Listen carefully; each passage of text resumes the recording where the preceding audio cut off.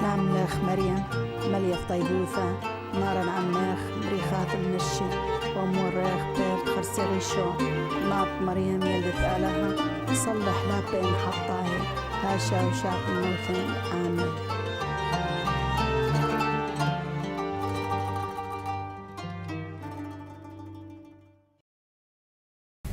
Soy la hermana María de Guadalupe Rodrigo, soy argentina y pertenezco a la familia religiosa del Verbo Encarnado, que es una congregación fundada en Argentina por el padre Carlos Vuela, que fundó en el año 1984 la rama masculina y en el año 88 la rama femenina. Una congregación misionera que ya se encuentra en los 5 continentes. Cuando yo ingresé tenía 18 años. Y me preparé, como todas las demás hermanas, con mis estudios, ¿no? La formación, y teniendo 23 años es cuando me proponen mi primer destino, que fue Belén, es decir, ir a Medio Oriente.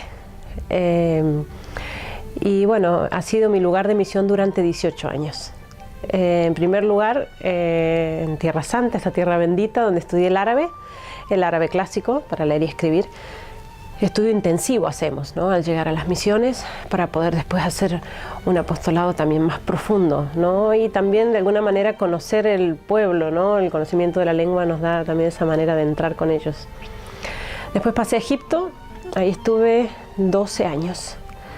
12 años de hermosísima misión, años muy intensos, años en los cuales además pude conocer otras realidades de las comunidades que tenemos en otros países de Medio Oriente. En Túnez, en Irak, en Siria, en Jordania, el mismo Israel, en Egipto. Y pasados estos 12 años es que soy destinada a Siria, a Alepo. Esto fue en enero del 2011.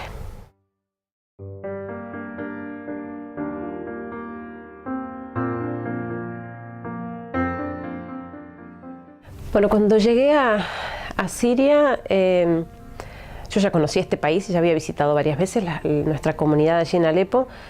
La situación que se vivía era algo bastante atípico para el Medio Oriente en cuanto a la buena relación entre cristianos y musulmanes. Siempre me había llamado la atención, ¿no? Conociendo las demás realidades de estos países donde pude vivir, donde pude convivir con nuestros cristianos, y donde, como somos minoría, aun cuando es nuestra tierra, los cristianos somos minoría, en general minoría perseguida, minoría discriminada, y esa hostilidad se respira, ¿no? Se percibe.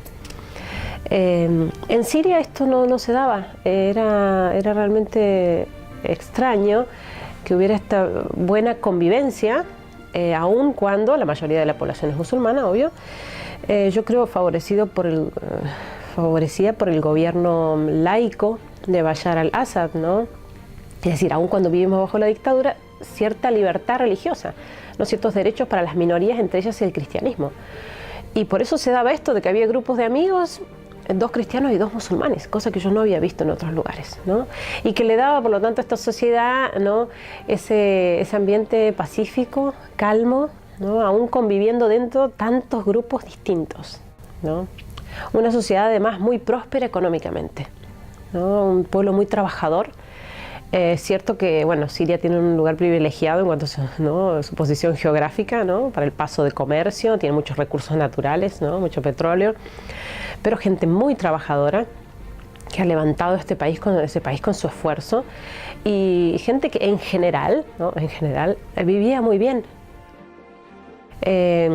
Un país que yo creo que lo último que se esperaba era una guerra y una persecución religiosa, ¿no? Ciertamente lo veíamos que venía pasando en los otros países árabes, en esta mal llamada primavera árabe, pero realmente no esperábamos una cosa así en nuestro país, en Siria, ¿no? Llegó de sorpresa y de un día para el otro.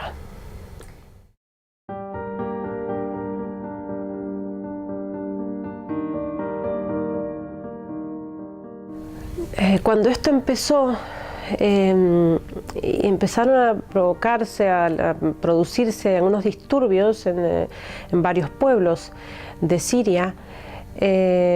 Comenzaron ya desde el principio con participación extranjera, es decir, desde el comienzo lamentablemente hubo grupos fundamentalistas, extremistas, que ingresaron al país para para encender estos, ¿no?, estos disturbios, ¿no?, para provocarlos de alguna manera, alimentando grupos que ya existían ciertamente en el país y eran opositores al régimen, ¿no?, como desertores del ejército, que eran grupos minoritarios. Por eso esta guerra propiamente no es guerra civil, ¿no? Fue una cosa más armada desde afuera que desde dentro, ¿no? Desde el comienzo, desde los primeros disturbios en estos pueblos que comenzaron al sur del país, hubo manifestaciones, actos terroristas, ¿no? Mucha violencia, eran grupos armados que venían de fuera, grupos extremistas, y ya había persecución abierta al cristianismo. Desde los primeros disturbios, cristianos descuartizados, en una bolsa de basura en el contenedor, con un cartel: no tocar, es cristiano, ¿no? Esto sucedió desde las primeras manifestaciones, aun cuando para la prensa eran las manifestaciones pacíficas del pueblo sirio. La reacción de las comunidades cristianas sobre todo, pero en general la reacción del país, fue intentar expresar su opinión. Salieron a las calles, tanto en la capital, en Damasco, como en Alepo, que es donde nosotros tenemos la misión. Es la segunda ciudad del país, pero una ciudad muy importante, quizás más importante que la misma capital. Bueno, el pueblo, la gente salió a la calle para manifestar lo que querían, y que era seguir como estaban.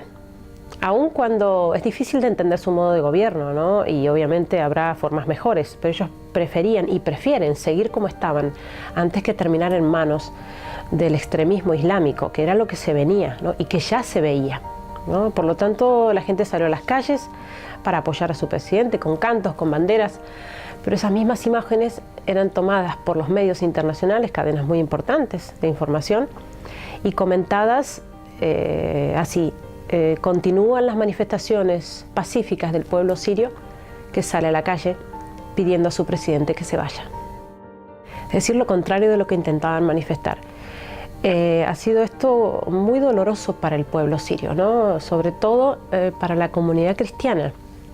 La comunidad cristiana se veía especialmente protegida por el régimen, y obviamente que ahora es la primera perjudicada, ¿no?, porque la comunidad cristiana está siendo atacada directamente, y por eso uno de los grandes sufrimientos para ellos es este abandono, ¿no?, de Occidente, este silencio cómplice, como lo llama el Papa Francisco, ¿no?, y que cuando han intentado alzar su voz se ha entendido exactamente, o se ha usado, se ha manipulado para hacer entender otra cosa.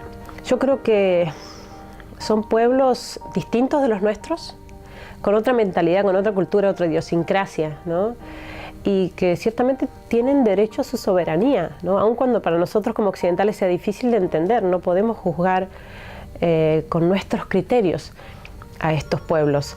Y ciertamente que lo que vivía el cristianismo en Siria, que era por demás beneficioso en comparación con el resto de los países árabes, todo eso se perdió.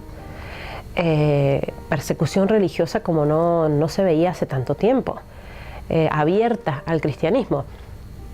También es cierto que otros grupos religiosos están sufriendo, ¿no?, esta persecución, porque es acabar con los infieles, ¿no?, según estos grupos fanáticos. Y bueno, dentro de esto entran en primer lugar los cristianos, ¿no?, los primeros, y después otros grupos religiosos, incluso los mismos musulmanes en Siria, que eran más bien abiertos y tolerantes, de alguna manera también la están pasando mal.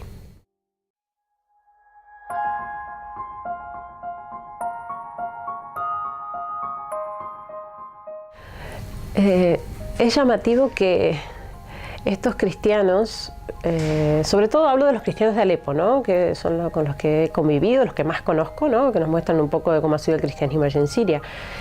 Estos cristianos vivían un bienestar económico tal que, como ellos mismos dicen, los hacía estar muy entretenidos en el mundo y olvidados de las cosas importantes. Es decir, se vivía un cristianismo un poco superficial en ese sentido, ¿no?, porque a la vez de la práctica religiosa, Alepo era famosa por sus fiestas, sus eventos sociales, ¿no?, incluso sus excesos en la vida social, ¿no? Entonces a la par se llevaba vida de pecado, de vicios, ¿no?, o al menos una vida mundana.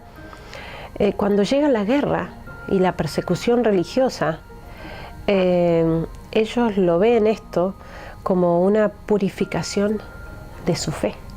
Ellos lo explican así, me decía un anciano de la parroquia: nosotros como cristianos estábamos necesitando esta purificación de nuestra fe. Porque claro, ante la persecución y ante la guerra que les quita todo lo material, todo eso que para ellos era tan importante, bueno, se encuentran con que, bueno, tengo un alma que salvar y estaba perdiendo el tiempo, preocupándome, ocupándome de tantas cosas que en definitiva no son las más importantes y que además encima me estaban quizás haciendo arriesgar mi vida eterna, ¿no? Por el pecado. Y en ese sentido, la persecución religiosa ha significado un fortalecimiento en su fe. Es impresionante. Yo personalmente, habrá casos, pero yo personalmente no conozco ningún caso de cristianos que debido a esto que están sufriendo hayan defeccionado de su fe o se haya debilitado su fe.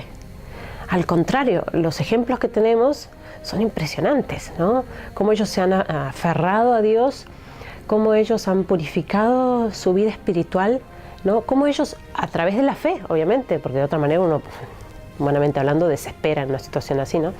Cómo a través de la fe ellos saben leer, entender lo que les está pasando, ¿no? Y cómo viendo que lo que se les pide es la prueba suprema de amor, la prueba suprema. No hay mayor amor que dar la vida por los amigos.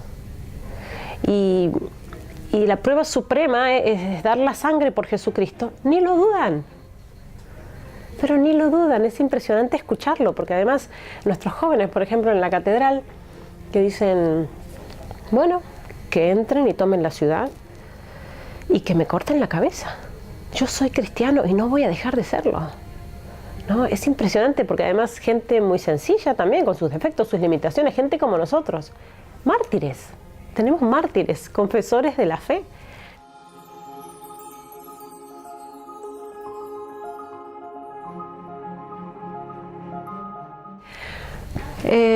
Hemos tenido contacto con muchas personas que han dado su vida, ¿sí? Que han muerto en ataques, sobre todo en barrios cristianos, ¿no? De Alepo. Pero sobre todo hemos tenido contacto muy directo con quienes son confesores de la fe, es decir, quienes han sufrido torturas, secuestros, ¿no? No han llegado a dar la vida, ¿no? Pero han estado ahí. Estos testimonios se recogen, ¿no? La Iglesia los recoge en acta incluso, porque son una riqueza para la Iglesia siria y para toda la Iglesia, ¿no?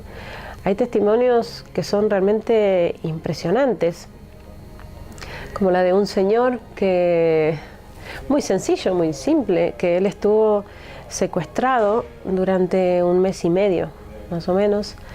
Fue el tiempo que tardó su familia en reunir el dinero que piden para el rescate, estos grupos, ¿no? Estos grupos piden a cambio de, bueno, de devolver la persona secuestrada el dinero para armamento que utilizan ellos.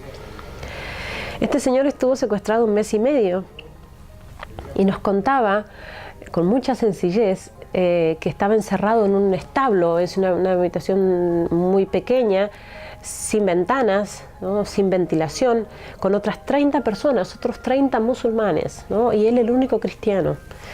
Y él dice, un lugar asfixiante, muy pequeño, solo me sacaban cada día para el interrogatorio. Y con la ametralladora aquí en la sien me decían que me tenía que convertir al Islam o me mataban. Y él, cuando lo explica, él dice, y yo les decía, pero ustedes no entienden nada, no, ustedes no entienden nada. Yo soy cristiano, mi corazón es de Jesucristo, no puedo hacer nada. Le pertenece y no lo voy a traicionar, no lo puedo traicionar. Hagan lo que quieran, ¿no? Y él lo decía, digo, uno puede decir esto, ¿no? En una conversación, lo puede decir, pero con una ametralladora aquí, sabiendo que esta gente va en serio. No es chiste, ¿no? Esta gente mata de la manera más atroz. Y él contaba eso y dice, bueno, y me presionaban y me golpeaban para que yo aceptara convertirme. Y yo le decía, usted no puedo hacerlo, no. Y dice, ¿usted puede creer, hermana, que me encerraban de nuevo y al otro día me sacaban otra vez y me volvían a preguntar lo mismo? Pero esta gente no entiende, ¿no? O sea, para ellos no hay ni siquiera la posibilidad de decir, bueno, a lo mejor, quizás, ¿no? Me da miedo, quizás, ¿no? O sea, digamos, ¿qué puede ser comparable a una eternidad feliz?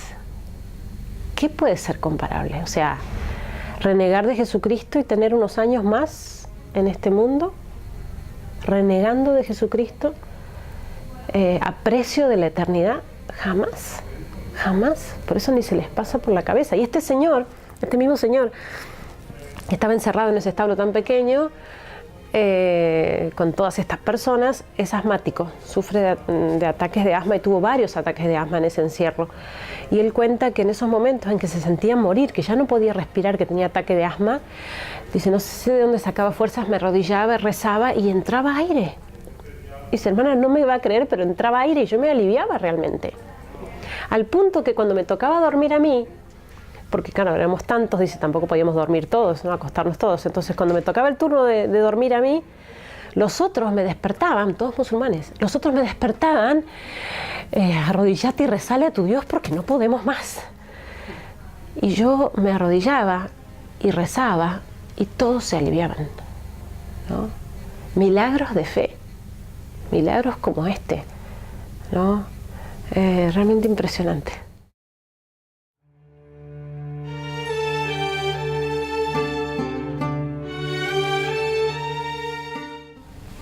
Allí la amenaza en Alepo, la amenaza para los cristianos es permanente por el hecho de que los grupos, estos grupos fundamentalistas están ubicados en toda la periferia de la ciudad, tienen varios barrios tomados y atacan la ciudad permanentemente. Esa es la situación desde hace más de 4 años.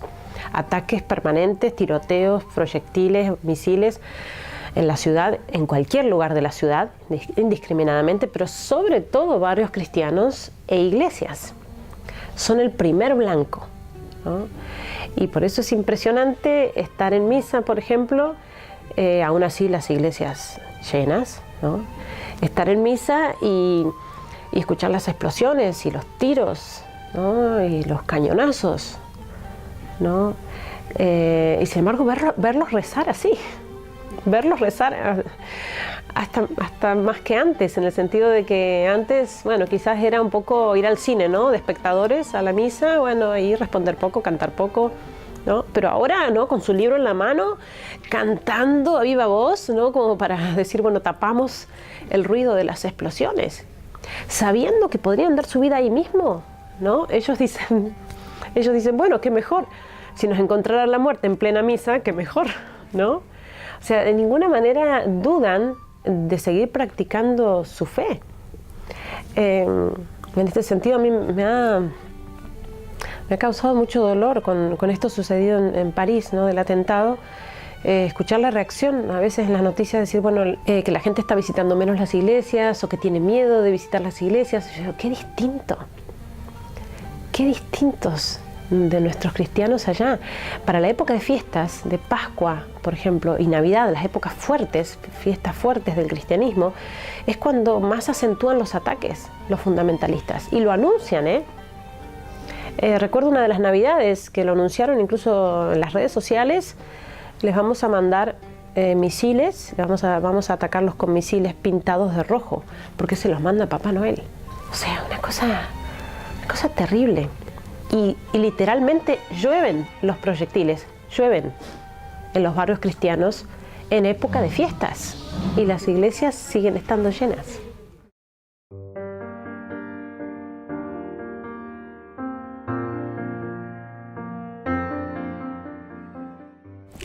Cuando yo todavía me encontraba en Egipto, en la Fundación de Egipto, se comenzó la nueva comunidad de nuestras hermanas en Irak, en Bagdad. Y yo recuerdo que los superiores, cuando pidieron ofrecimientos entre nuestras hermanas, se ofrecieron muchas, había 19 ofrecidas entre hermanas árabes y hermanas de otros países extranjeras. Y a mí me parecía admirable realmente, qué valentía realmente ir a un lugar así, porque yo no podría, ¿no? Soy, bueno, de salud más bien floja, débil, miedosa, digo, no voy a poder, yo no podría una cosa así. Cuando estando en Siria y llevando ya unos meses, tampoco tanto llevaba, ¿no? Llevaba varios meses allí, y se desata esta guerra de un día para el otro, porque fue de un día para el otro. Tener los tanques en la calle, aviones arriba de la cabeza y tiros y cañonazos, ¿no? Se rompía algún vidrio por las explosiones. Fue una cosa así tan realmente de un día para el otro que nadie se esperaba. Bueno, realmente nosotros cuando empezamos a vivir esos primeros días de semejante situación y de peligro, nuestros superiores nos preguntaron si estábamos dispuestos a seguir allí, si queríamos seguir allí, que podíamos pedir un cambio de destino, no nos obligan a una situación así, obviamente. Que si queríamos quedarnos, teníamos que exponer las razones por las cuales queríamos hacerlo y tener el apoyo de nuestras familias, de nuestros padres. De manera que, bueno, cada uno lo pensó, lo rezó, tanto las hermanas como los sacerdotes nuestros, y bueno, ni dudarlo, o sea, ni dudarlo, yo me quedo, ¿no? Cada uno lo dijo, yo me quedo. Cuando yo hablé con mis padres, y les dije que, bueno, ellos sabían cómo estaba la situación, yo los mantenía al tanto, ya estaban viendo las noticias, además, de lo que estaba pasando. Les dije, me quiero quedar, pero quiero saber qué opinan ustedes. Mi padre me dijo, lo que pasa es que has estado con esta gente hasta ahora y los vas a abandonar cuando más te necesitan. Vos tenés que estar ahí. Y me dijo, así eso significara dar tu vida. Es parte de la vida de misión. Y me dijo una cosa más, me dijo, además, no tengo ninguna intención de competir con Dios. Él te cuida allá mejor de lo que yo te podría cuidar aquí. ¿No? Para mí fue realmente muy fuerte. Realmente la fe de ellos es admirable, de nuestras familias, ¿no? Que también nos sostienen para estar allá. Yo recuerdo que mi madre, cuando pude salir la primera vez, ¿no? Por un tiempo para verlos y volver, cuando tenía que volver le volví a preguntar, bueno, mamá, ¿estás dispuesta? No te preocupo demasiado, digamos, no es mucha la angustia. Ella me dijo, bueno, preocuparme, por supuesto que me preocupo, ¿no? ¿Cómo no me voy a preocuparme? Y bueno, obviamente que si tuvieras que morir allí sería un gran dolor, pero mi gran preocupación como madre con respecto a mis hijos es que es la muerte del alma. Eso es lo que realmente me preocupa en cualquiera de mis hijos, ¿no? Entonces, en ese sentido, eso nos dio mucha fuerza a mí como a las otras hermanas, cada uno que consultó con su familia para poder seguir allí y comprobar que no se trata de una capacidad personal, ¿no? O las habilidades que uno pueda tener, ¿no? La preparación, todo que uno ha hecho, ¿no? Porque yo he hecho tantos cursos, ¿no? Preparación para la guerra. Nada, o sea, es realmente confiarse a la gracia de Dios y Dios lo hace todo, ¿no? A través nuestro, digo, y a pesar nuestro, ¿no? Eso uno lo comprueba cada día, ¿no? Lo atribuyo directamente a una gracia de Dios. No hay razones naturales, no hay razones humanas para esto. O sea, el mínimo que uno podría pensar, vivir bajo un bombardeo 4 años seguidos, día y noche, permanentemente, y viendo solo muerte y heridos y tragedias, y uno podría pensar, bueno, lo mínimo es enloquecer, ¿no? Humanamente hablando. Y sin embargo, ¿cómo Dios nos sostiene?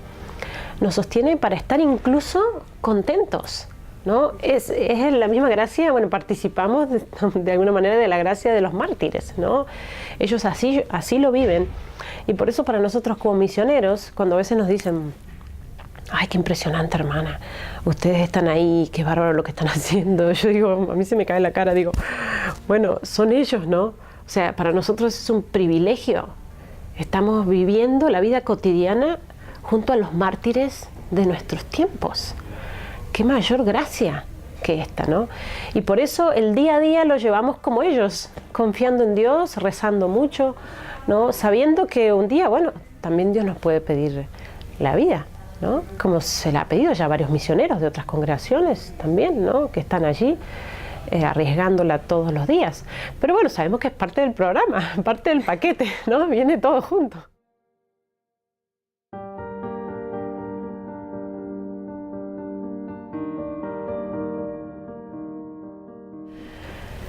Entre los nuestros escuchamos historias trágicas todos los días, ¿no? Entre nuestra feligresía, nuestros vecinos, o sea, es cosa de todos los días, ¿no? Nos pasa también a nosotros en nuestro barrio que está siendo atacado también.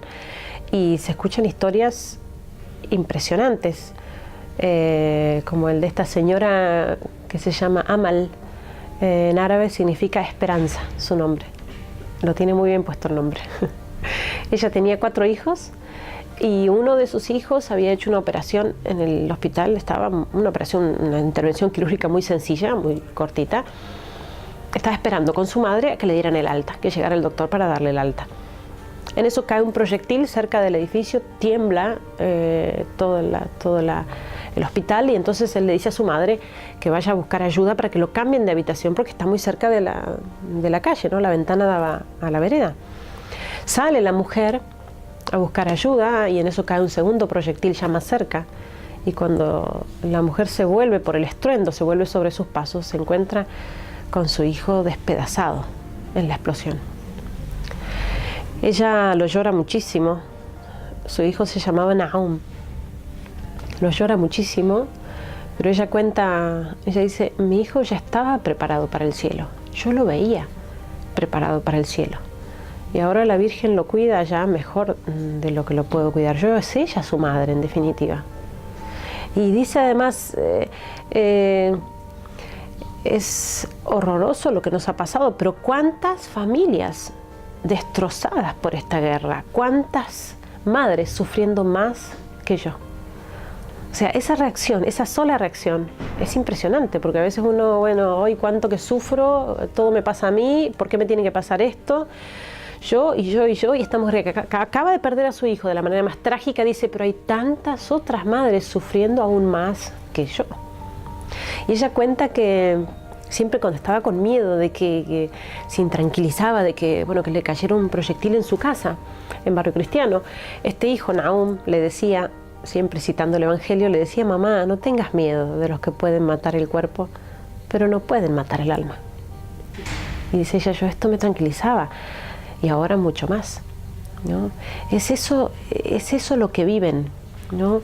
Y se los da solamente la fe que no es un amuleto, entonces me agarro de eso y no sufro, no veo, no siento, no. Están sufriendo, realmente sufriendo. Yo no creo que haya un sufrimiento más atroz para un pueblo que la guerra y la persecución, como la que está sufriendo Siria, por ejemplo. Y sin embargo, cómo la fe los sigue manteniendo en vida, ¿no? En esa vida espiritual plena, ¿no? Para entender, leer, ¿no? Lo que les está pasando, sabiendo que de ninguna manera Dios es culpable de esto, de ninguna manera. Dios respeta la libertad humana, pero se las arregla siempre con mucha habilidad para sacar bienes mayores de todos estos males. Y eso es lo que ellos ven, eso es lo que logran realmente ver, ¿no? Y por eso a veces puede parecer contradictorio, hasta chocante. Una mujer de la parroquia me decía, muy joven, de unos 30 y algo de años, con 2 niños pequeños, me decía, hermana, esto que le voy a decir puede sonar mal, puede malentenderse, pero estos últimos años son los años más felices de mi vida. Y lo decía con lágrimas de emoción. O sea, ¿cómo puede decir eso una mujer que ha perdido su casa en los bombardeos del primer año de guerra? Perdió su casa, su marido perdió la empresa, ¿no? Tomada y saqueada, y perdió familiares, lo ha perdido todo. Y dice, son los años más felices de mi vida. Ella dice, son los años en los que se fortaleció mi fe, los años en los que descubrí verdaderamente a Dios, en los que entendí dónde está lo importante y que realmente esta vida es corta, ¿no? Que no tendría que ser ninguna novedad, ¿no?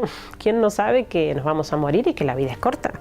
Pero no lo pensamos muy a menudo, no lo pensamos, y eso nos hace realmente estar tan entretenidos, ocupados con tantas otras cosas, ¿no?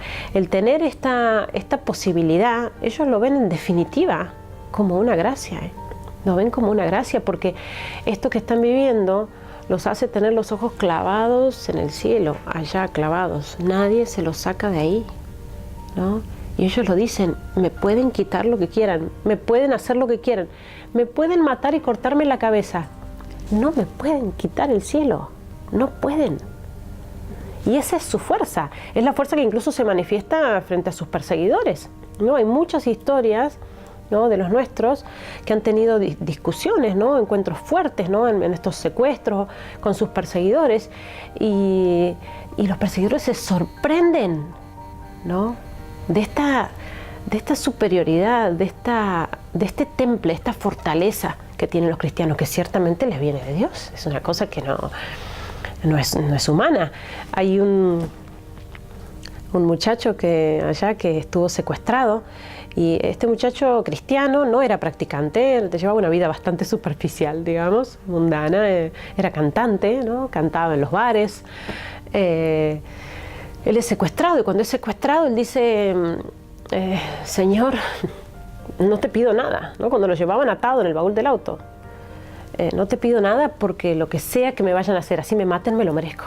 Por la vida que he llevado, me lo merezco. Pero si me libras de esta, te prometo que cambio. Y entonces él cuenta cómo estando encerrado, secuestrado, y lo sacaban para el interrogatorio, ¿no? Con la ametralladora aquí, golpeando, lo que tenía que hacerse musulmán, si no la mataban. Un muchacho que no practicaba, que no era religioso, por así decirlo, no, estaba alejado teóricamente de su fe. Él respondía, no, soy cristiano, de ninguna manera, soy cristiano, no voy a dejar de serlo, mátenme. O sea, qué fácil quizás hubiera sido para él, siendo que no practicaba, decir, bueno, sí, ya está, ¿qué tengo que hacer? ¿Dónde firmo? ¿Qué hago? Ya está, ¿no? No, con una fortaleza, y él dice que lo interrogaban sobre cosas, bueno, sobre todo los puntos que ataca más el Islam del cristianismo, ¿no? La Trinidad, por ejemplo, le decían, ustedes porque adoran a 3 dioses, le decían los secuestradores, ¿no? Estos fundamentalistas. Y él respondía, no, pero ustedes no entienden nada. Padre, Hijo, Espíritu Santo. 3 personas distintas en un solo Dios verdadero. Y una explicación teológica de Santo Tomás. Entonces, mientras lo contaba, yo digo, pero eso, ¿de dónde lo sacaste? ¿Te lo acordabas del catecismo? Y me dice, ¿qué me voy a acordar del catecismo? Las palabras me venían y me venían y me venían y no me podía callar. Una tras otra.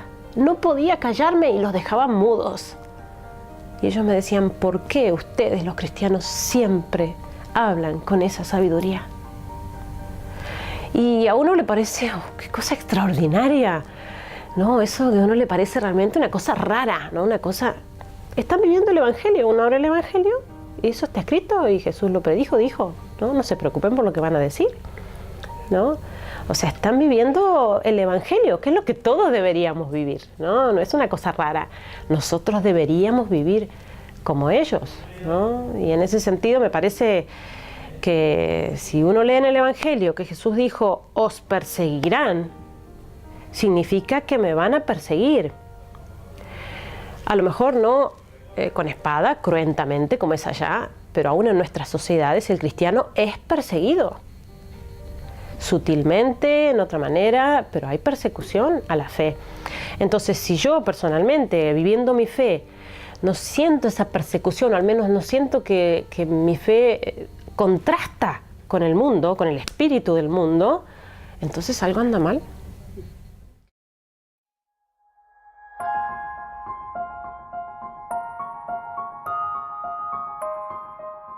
Me parece que los mártires le están haciendo caso al Papa Francisco cuando dice que hay que hacer lío, mucho lío. Los mártires están sacudiendo el mundo, me parece, sacudiendo a nuestro cristianismo occidental dormido, quizás tibio, cómodo o acomodado, diría yo, acomodado incluso hasta con los criterios del mundo, ¿no? Entonces, en ese sentido nos ayudan a despertarnos. Bueno, ¿cómo estoy viviendo mi fe? Ese es el modelo de cristiano. ¿Cómo estoy viviendo yo? ¿Me puedo llamar cristiano cuando sigo con vergüenza de decirlo y de manifestarlo? Porque más allá de las presiones, a las prohibiciones que pueda haber, muchas veces somos nosotros mismos los que escondemos nuestra fe por respetos humanos, solamente por respetos humanos, ¿no? No porque alguien me vaya a cortar la cabeza, sino simplemente porque me van a criticar, o me van a aislar, o me van a discriminar. Pero esto nos tiene que mover. Los cristianos perseguidos tienen que ser realmente el aliciente para decir, basta, no puedo vivir así mi fe. No puede ser que mi fe se limite a las 4 paredes de la iglesia y cuando salgo y paso el umbral de la puerta me comporto como un mundano. Pienso como un mundano y mis conversaciones son mundanas. Entonces, esto tiene que ayudarnos a replantearnos muchas cosas. Los cristianos perseguidos nos interpelan. Bueno, ¿cómo estoy viviendo mi fe? ¿La fe que tengo me transforma la vida? ¿Me la cambia completamente? ¿No? Siempre pongo el mismo ejemplo. Digo, una joven que está enamorada, pero se le nota, sin hablar, se le nota en los ojos. En los ojos, esta chica está enamoradísima. Se le sale por los poros que está enamoradísima. Bueno, eso nos tiene que salir a nosotros, eso tiene que producir en nosotros la fe. Es el amor a Jesucristo que nos quema y que tiene que quemar. Y se me tiene que notar de lejos, este es cristiano, sin hablar siquiera. ¿No? Yo creo que necesitamos, nuestro cristianismo occidental está necesitando de los cristianos perseguidos. Y no podemos permitir que su sangre caiga en vano. Por eso cada uno tendrá que ver personalmente cómo está viviendo su fe. Seguimos con miedo de manifestarnos como cristianos, seguimos con miedo de vivir nuestra moral cristiana. Nos han hecho creer que la moral cristiana es una cosa antigua, de retrógrados. ¿Cuántos jóvenes cristianos que sufren esta presión? Les hacen creer que realmente van en contramano de esta sociedad, cuando en realidad es al revés. Entonces esto le tiene que dar fuerza a los jóvenes para vivir la moral cristiana, por ejemplo, la pureza, la castidad, cosas de las que ya ni se habla. Entonces esto nos tiene que dar fuerza, porque además el premio es tan grande, es toda una eternidad, que realmente vale la pena cualquier sacrificio que uno tenga que hacer aquí, cualquier renuncia, porque no puedo ser tan pequeño, tener el corazón tan achicado, ¿no? de pretender estar bien y cómodo y placentero unos años en este mundo. ¿Cuántos años? ¿50? 100, 110. ¿Y después? Entonces vale la pena ser un cristiano de veras. A medias no sirve. Y lo que está en juego es la vida eterna, es mucho. Entonces dar la vida cada día, el martirio cotidiano, San Pablo dice, muero cada día. Que no será con una espada, pero será renunciando a tantas cosas que uno tiene que renunciar, aceptando pruebas, ¿no? Que uno tiene que aceptar, esforzándose por vivir la virtud, que no es fácil. Y eso, ciertamente, como lo vemos en los cristianos perseguidos, trae alegría verdadera, que fuera no la veo mucho, ¿no? Yo extraño aquellas sonrisas con las que convivo allá. Alegría verdadera y libertad verdadera. Porque esta gente, estos cristianos perseguidos, son realmente felices y son realmente libres.